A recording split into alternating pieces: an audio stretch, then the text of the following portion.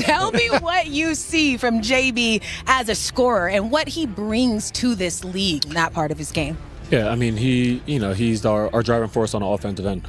He's able to manipulate the defense into getting himself open shots and to getting other people, involved. And, that's what we need, especially late in that fourth quarter when we need to get a bucket. He's going to make the right play. And that right play sometimes isn't scoring. It's about him getting off the ball, trusting his teammates, and he does that.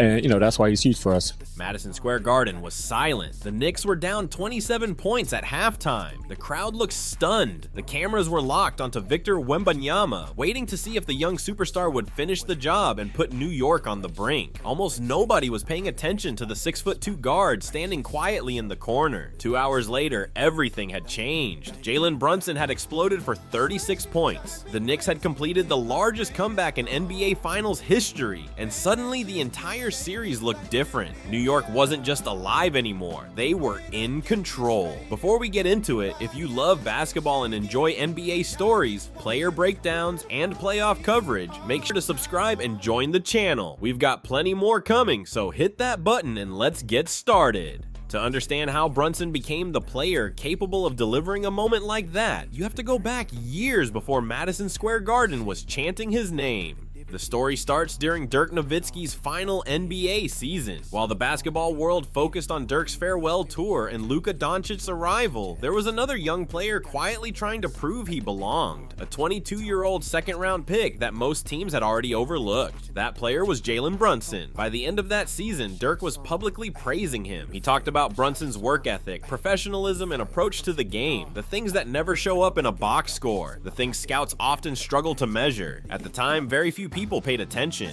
but Dirk saw something. Brunson had heard the doubts his entire life. He grew up around basketball as the son of an NBA coach, but he was never treated like a future superstar. Even at Villanova, where he won 2 national championships and became one of the most accomplished players in college basketball, many evaluators viewed him as limited. The labels followed him everywhere. Too small, not explosive enough. Good college player, questionable NBA upside. When the 2018 NBA draft arrived, 32 names were called before his. Players with bigger wingspans, better athletic testing numbers, and flashier highlight reels received more attention.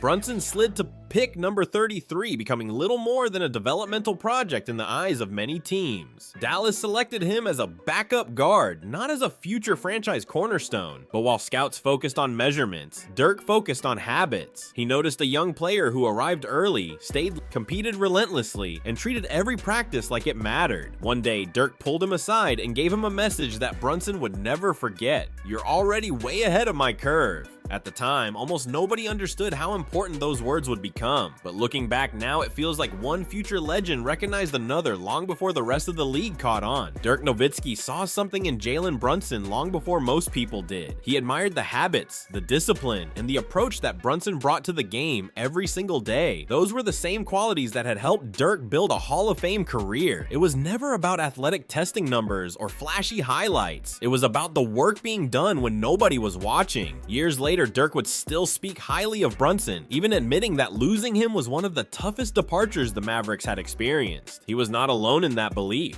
Former Dallas general manager Donnie Nelson was also a huge believer. He often talked about qualities that cannot be measured by spreadsheets or advanced metrics. Heart, intelligence, competitiveness, the traits that separate good players from great ones. The endorsements were there, the pedigree was there, the signs were there. The league still was not paying attention. From 2018 through 2022, Brunson spent most of his time in the same role. He was a dependable guard, a secondary creator, and a steady presence next to Luka Doncic. He put up respectable numbers, averaging just under 12 points per game across his first 4 seasons. Those are the kinds of numbers that help teams win games, but they are not usually the numbers that convince people a player can become a franchise centerpiece. Then everything changed. During the 2022 playoffs, Luka suffered a calf injury in the first round against Utah. Suddenly, Brunson was forced into a much larger role. For the first time, the basketball world got a clear look at what he could do as the primary ball handler. The response was incredible. He exploded for 41 points in Game 2 and went on to average more than 21 points per game during that playoff run. He helped keep Dallas afloat while Luka recovered and played a major role in the team's march to the Western Conference Finals. It felt like a breakthrough. The player many had labeled as a complimentary piece was suddenly carrying huge responsibilities on a playoff team. Yet somehow, the doubts remained. That summer, Dallas made a decision that would follow the franchise for years. They chose not to extend Brunson and ultimately allowed him to leave in free agency. The New York Knicks signed him to a 4-year deal worth over $100 million. The reaction was immediate. Many analysts called it an overpay. Critics argued that New York was investing star money into a player who had never been an all-star. Some predicted the contract would become one of the worst deals in basketball. And the harshest part, a lot of people genuinely believed they were right. Even Dirk Nowitzki had doubts about Jalen Brunson's move to New York. That says a lot because Dirk was one of the first people in basketball to truly believe in him. He had seen the work ethic up close. He had watched the preparation, the discipline, and the competitiveness that made Brunson different from most young players. But New York is a different challenge. The expectations are relentless, the media scrutiny is constant, and the pressure has swallowed plenty of talented players over the years. Even someone who believed in Brunson wasn't completely sure how it would play out. At the time,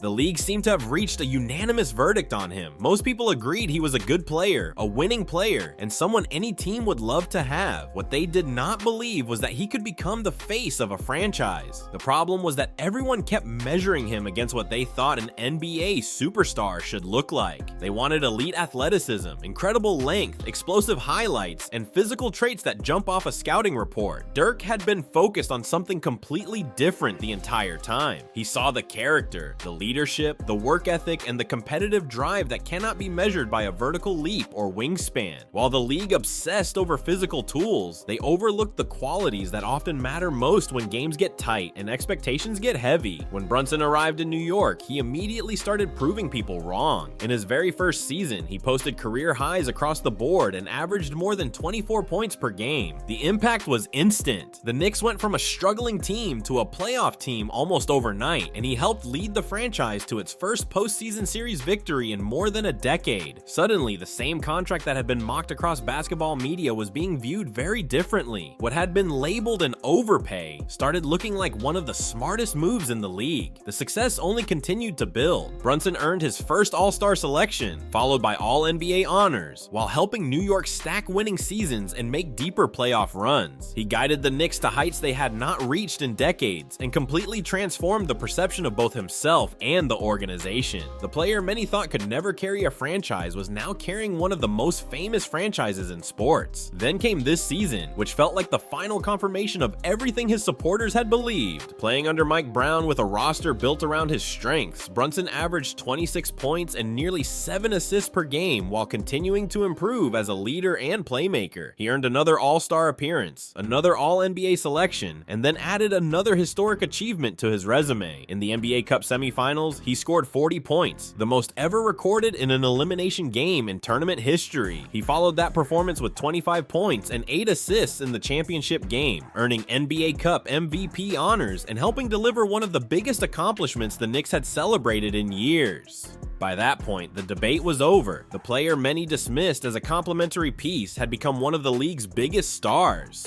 Everything came full circle after that. Historic NBA Cup performance. Following Brunson's 40-point explosion in the semifinal, Dirk Nowitzki appeared on the post-game broadcast and delivered a moment that hit harder than any stat line. Looking directly at Brunson, Dirk admitted that he had doubts about the move to New York. Not about Brunson's talent, but about whether the relentless work ethic he had witnessed years earlier would be enough to survive the pressure, expectations, and spotlight that come with playing for the Knicks. Then Dirk smiled and said the words that mattered most. He was proud of him. Dirk praised the same qualities he had noticed back in 2019. The preparation, the dedication, the countless hours of work that nobody sees, the commitment to improving every single day. Brunson, never one to take himself too seriously, immediately fired back with a joke about Dirk's last finals appearance feeling like it happened 40 years ago, sending the entire panel into laughter. It was a funny moment, but it also felt like the closing of a chapter years in the making. What made that exchange so important was what it represented. Every intangible Dirk had identified years earlier had become impossible to ignore. The leadership, the composure in big moments, the confidence to take the final shot, the ability to stay calm when everything around him became chaotic. These were the exact traits that many people dismissed because they could not be measured by traditional scouting methods. Then the playoffs arrived, and Brunson elevated his game once again. Through the first 3 rounds, he averaged over 27 points and 6 assists per game while leading New York on a remarkable 13-game playoff winning streak. The Knicks rolled through the Eastern Conference, captured the conference title, and Brunson added Eastern Conference Finals MVP to the NBA Cup MVP he had already won earlier in the season. By then, he was no longer just a great story. He had become a nightmare for opponents. Then came the NBA Finals against San Antonio. Every preview focused on the Spurs' size, athleticism, and young stars. Analysts talked endlessly about Victor Wembanyama, Stephon Castle, and Dylan Harper, but many overlooked the one thing that had defined Brunson's entire career, the qualities Dirk saw years ago. And in Game 1,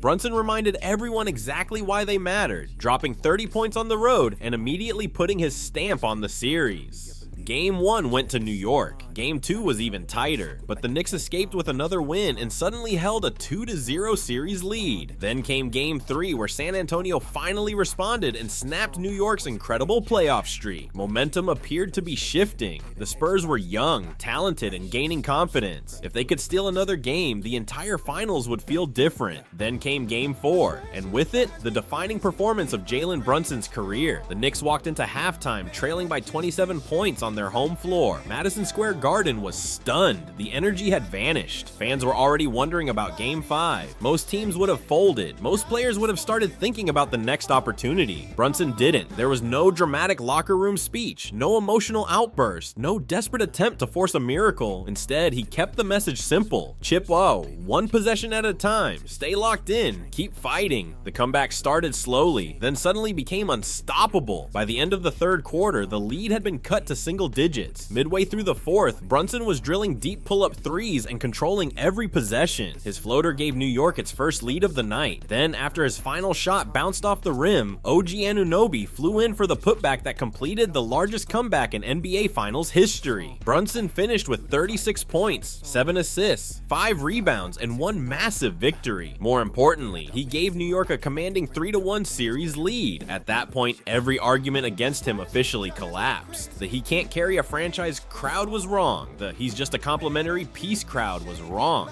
The people who called his contract an overpay were wrong. Every team that passed on him in the draft was wrong. Before we finish, if you're enjoying these NBA stories, player breakdowns, and playoff deep dives, make sure to subscribe and join the channel for more content like this. Because the truth is, that one person saw this coming long before everyone else. Dirk Nowitzki. While the rest of the league obsessed over measurements, athletic testing, and draft projections, Dirk focused on the traits that are harder to quantify. The work ethic, the professionalism, the competitiveness, the obsession with improving. Back in 2019, he looked at a second-round pick that most people barely noticed and said he was ahead of the curve. 7 years later, that same player is leading one of basketball's most iconic franchises to the brink of a championship and has firmly established himself among the best guards in the league. Dirk was right. The rest of the basketball world just needed a few more years to catch up. So now the question isn't whether Jalen Brunson belongs among the NBA's elite point guards. The question is, how high does he rank?